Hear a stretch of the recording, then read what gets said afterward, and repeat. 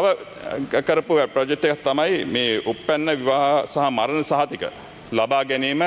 වෙනදා තිබ්බේ පිට රටේ ඉඳන් කාට හරි ඒ වගේ සහතිකයක් ලබා ගන්න ඕන නම් ඔවුන් ලංකාවේ තිබෙන ඔවුන්ගේ තියෙන නෑදෑයෙකුට කියලා හරි මේ කාර්යාල වලට ගිහිල්ලා සෑහෙන කාලයක් මිඩංගු කරලා තමයි ඔවුන්ට ඒ සහතිකපත් ලබා ගැනීමේ හැකියාව තිබුණේ.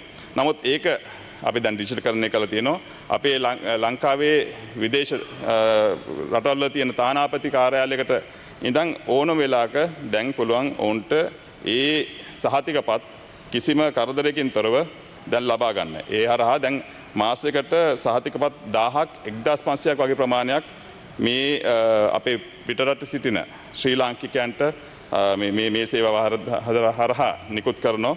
ඒ හරහා දැනට ඇමරිකානු ඩොලර් 15000ක වගේ ප්‍රමාණයක් අපේ රෙජිස්ට්‍රාර් ජෙනරල් දෙපාර්තමේන්තුව උපයා ගන්නවා මේ සහතිකපත් නිකුත් කිරීම හරහා.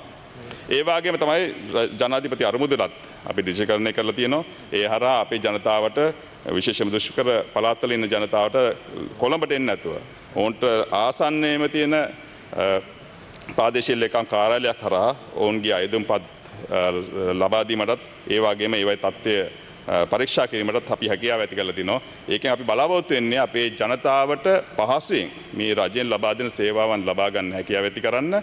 ඒ වගේම ඔවුන් කාලය ධනය මුදල් ඒක නාස්ති කරන්නේ නැතුව ඔවුන්ට ඒ සේවාවන් වලට ප්‍රවිෂ්ඨ වීම හැකියාව ඇති කරන්න.